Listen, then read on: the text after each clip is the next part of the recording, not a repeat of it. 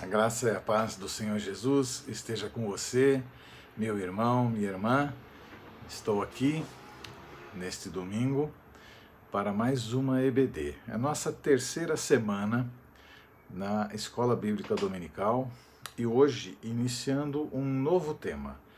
Hoje nós vamos iniciar com o tema Santidade e vamos ver hoje nesta Escola Bíblica a santidade na família. O que isso implica na questão santidade na família e o que isso quer dizer? De que maneira nós podemos estar agindo de maneira santa, conforme Deus assim diz que devemos fazer, com a nossa família? Porque o nosso primeiro núcleo, igreja, é a família. A família é o primeiro rebanho que Deus me deu para cuidar. E a família é o rebanho de cada cristão, de cada cristã, aonde cada um tem que cuidar da qualidade de vida espiritual, da qualidade de vida material, da qualidade de vida emocional e psicológica da sua família. Então, nós temos que ter muita clareza para poder fazer todas as coisas e fazê-la de maneira bíblica, conforme o Senhor nos orienta na sua santa palavra que devemos fazer. Então eu espero que você possa participar com muita liberdade, com muita liberalidade, com boa vontade, que você pegue aí o seu caderninho, a sua caneta e você possa fazer as suas anotações. E, inclusive, se tiver dúvidas, por favor, volte a dúvida para mim. Entre em contato comigo para que eu possa tirar a sua dúvida, para que eu possa te ajudar a entender se for o caso. Eu estou, como sempre digo, à disposição de cada um de vocês. Tá bom? Então vamos lá? Vamos então ver a santidade na família, é o nosso tema nesta Escola Bíblica Dominical.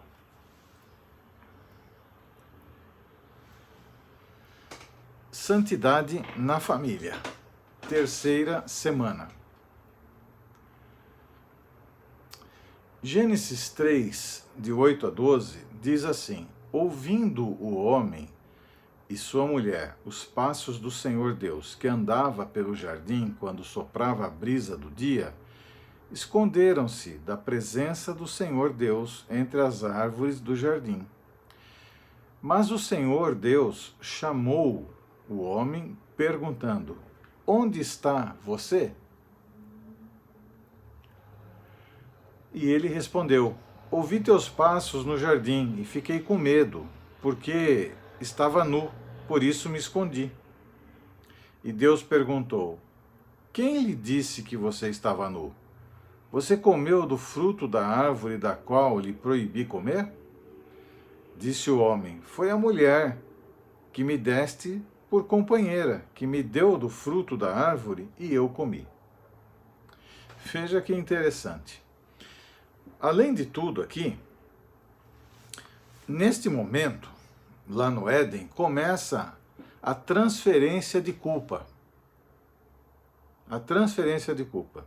Deus, então, pergunta para o homem se ele havia comido do fruto da árvore a qual ele tinha proibido. O que ele fala?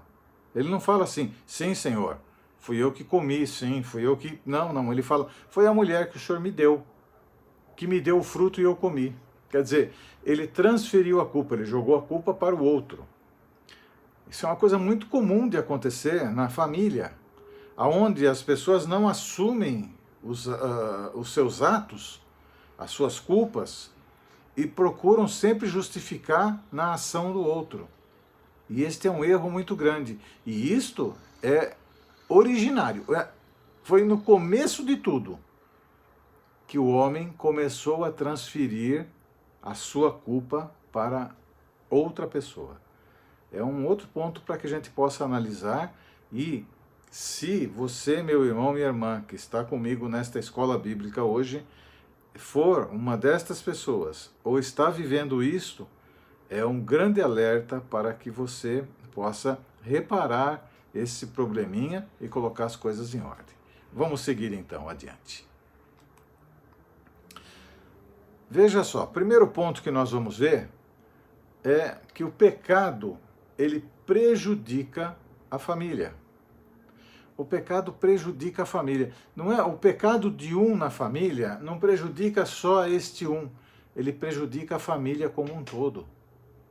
Todos estão sendo prejudicados.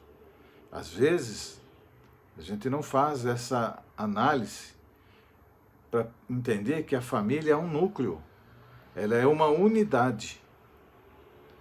Não é um membro da família que... Não, ela é uma unidade, ele compõe aquela unidade. E quando um erro está sendo cometido por alguém daquela família, toda aquela família, em pouco tempo, vai passar a ter problemas por causa desta pessoa que está cometendo um tipo de transgressão. Vejamos, o pecado, ele tira a inocência. Ele remove de você toda a inocência.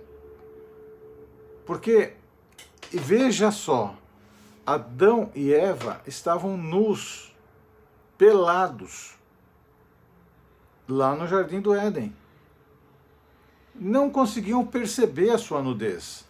Não existia nenhum tipo de malícia. Não existia absolutamente nada. Eles conviviam muito bem com aquela nudez, sem que aquilo tirasse a paz deles, sem que aquilo fizesse qualquer diferença.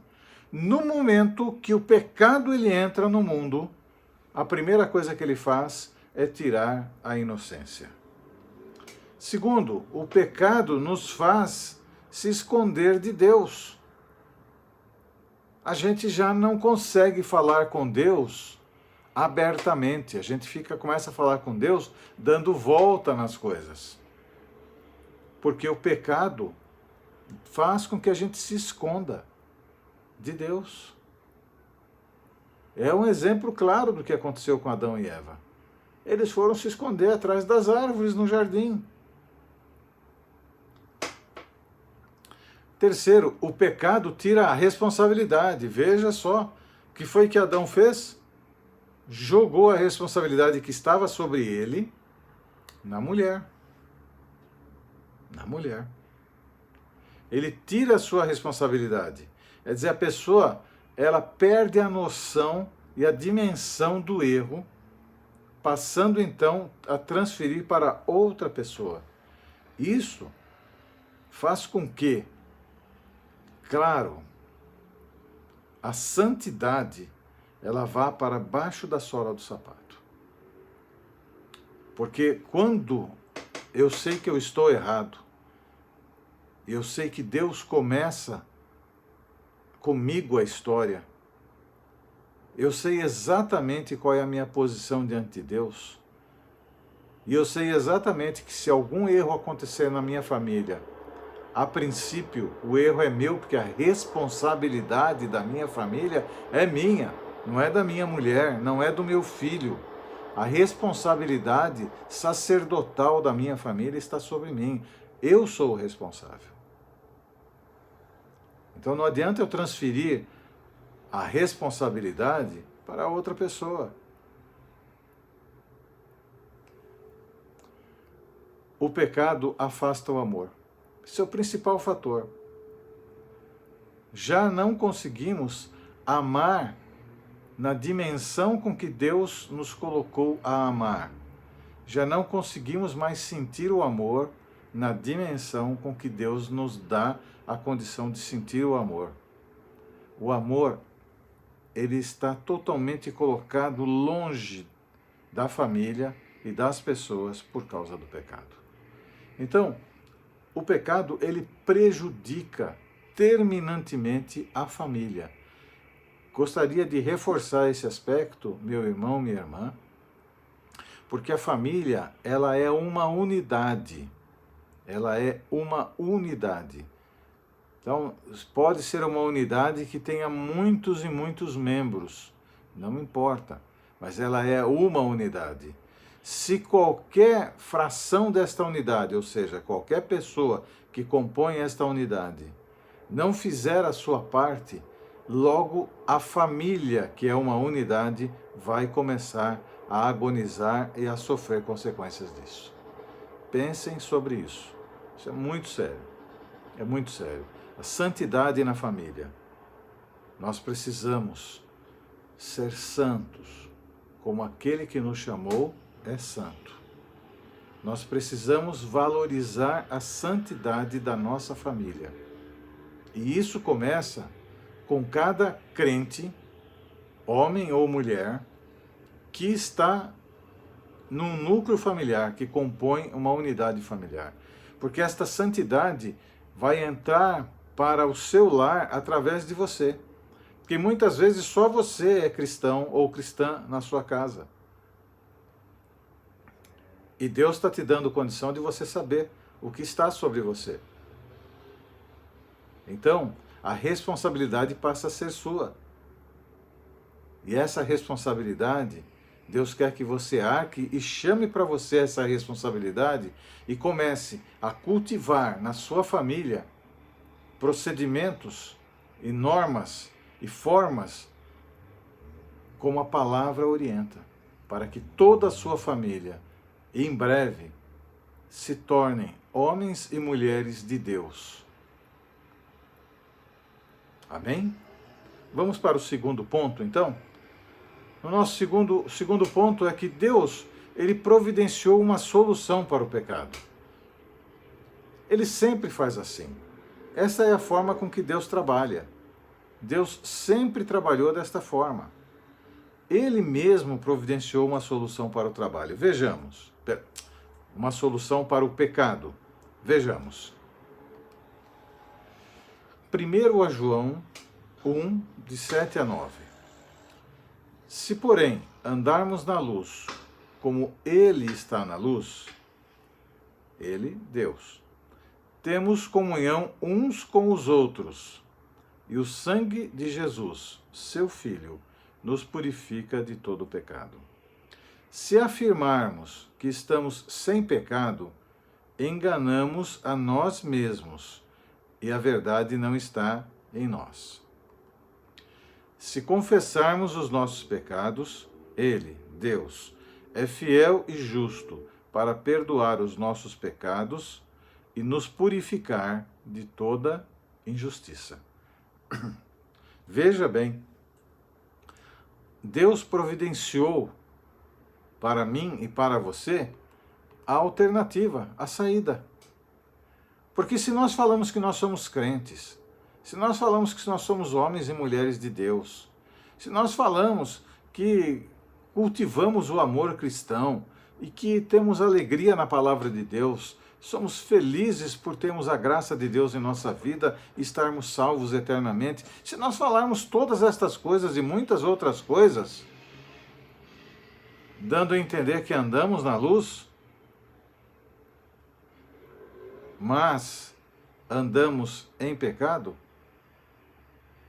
será que isso realmente contribui para a nossa salvação? Então, olha, se porém andarmos na luz como Ele na luz está, temos comunhão uns com os outros. Quer dizer, existe a palavra se. Se é uma condição. Se andarmos na luz, temos comunhão uns com os outros.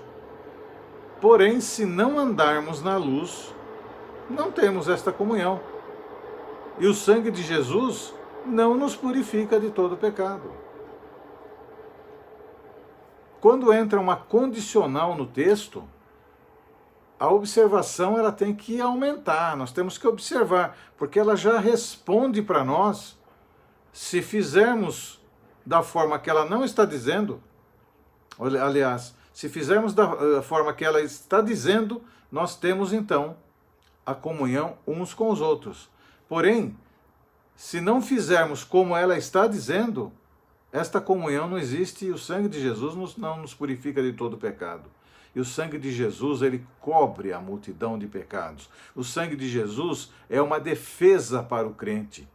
Porque quando o sangue de Jesus, ele cobre você, o inimigo não tem nenhuma autoridade para colocar qualquer problema debaixo dos teus pés, qualquer obstáculo para fazer com que você caia, ou te apontar, ou te lembrar de coisas do passado, enfim, porque o sangue de Jesus te purifica de todo pecado.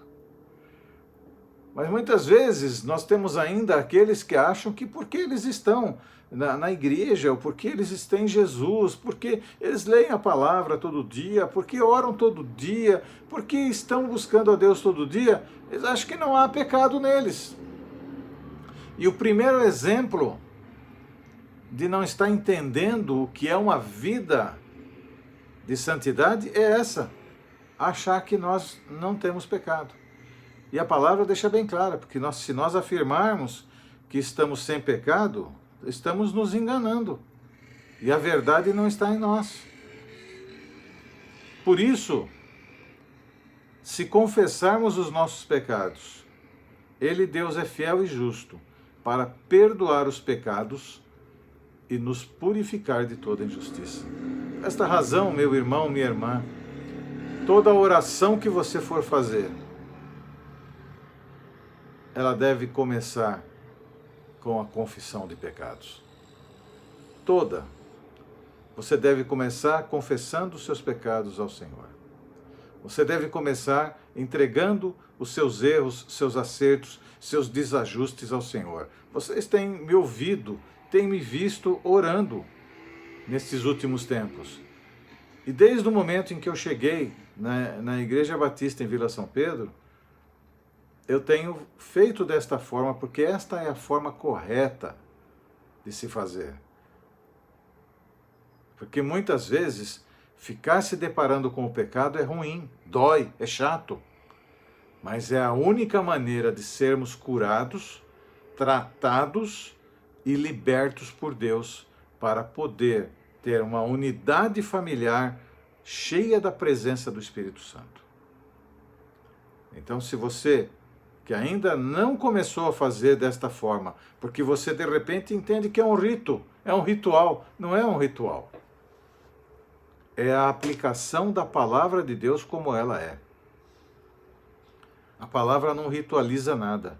A palavra leva você a caminhar em santidade. Desperta você para uma santidade muito maior e atingível, da qual muitas vezes o ser humano está se escondendo. Então é muito importante, sempre que você chegar na presença do Senhor, confessar os teus pecados. Quando nós oramos por vídeo, na igreja comunitariamente, num grupo comunitariamente, então nós confessamos os pecados a Deus de maneira geral. Senhor, perdoa os meus pecados. Mas quando nós estamos sozinhos com Deus, nós podemos chamar o pecado pelo nome, porque o pecado tem nome. Você pecou aonde? Pecou com quem? Pecou no quê? O que foi que aconteceu?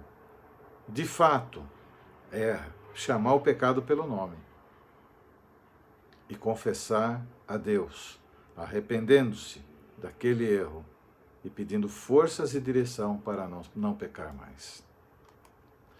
O sangue de Jesus nos purifica, quando assim fazemos e quando assim de coração agimos. E se confessarmos, Deus ele perdoa. Deus ele não vai apontar o dedo para você e falar assim, mas também, por que você fez aquilo? Por que você fez aquilo? Não, não. Deus simplesmente perdoa. Simplesmente perdoa. Esse é o nosso Deus. Ele não é como nós, seres humanos, que às vezes as pessoas vêm pedir um perdão e a gente começa a razoar com a pessoa do porquê. Também olha o que você fez. Não, que eu não tenho que perdoar nada, não, quem perdoa é Deus. As pessoas começam a razoar. Não, Deus não faz isso. Ele simplesmente perdoa, se nós tão somente confessarmos. Amém? Outro ponto. Mantendo a santidade na família. Vejamos. Oração. A oração, portanto, confessem os seus pecados uns aos outros e orem uns pelos outros, para serem curados. A oração de um justo é poderosa e eficaz.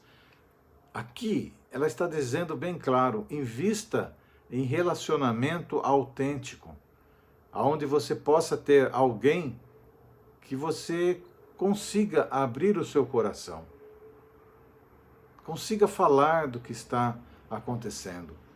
Uma pessoa verdadeira, uma pessoa que vai te acolher, que vai orar por você, que vai te ajudar na sua dificuldade, naquilo que você está expondo para ela. Oração.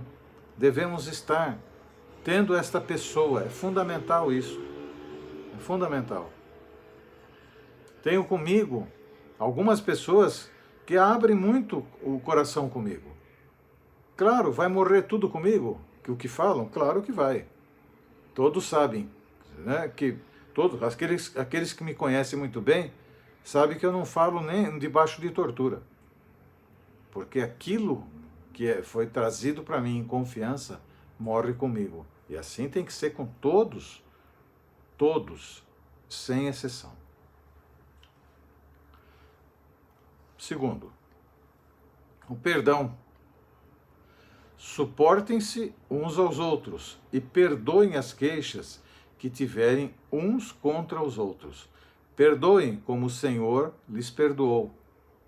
Ora, o modelo de perdão está estabelecido na palavra.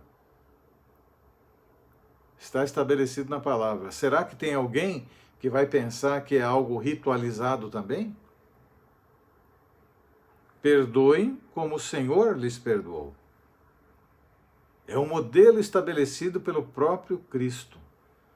Para aqueles que querem ter santidade na família, para aqueles que querem manter a santidade na família, para aqueles que se preocupam com aquilo que Deus está estabelecendo e que deve ser o correto a ser aplicado na família, devem estar colocando Colossenses 3,13 no seio da família. Terceiro, a palavra de Deus.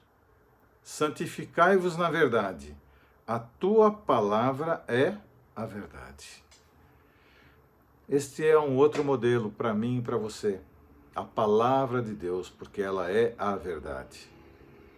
Ela é a verdade.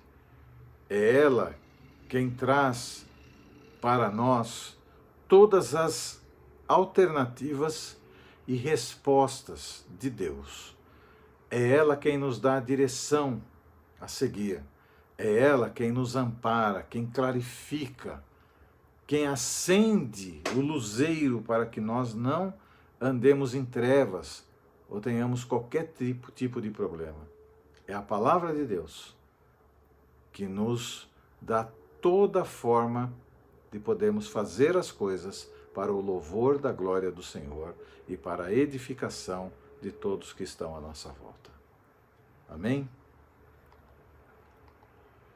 Aqui nós terminamos este estudo da santidade na família. Meu irmão,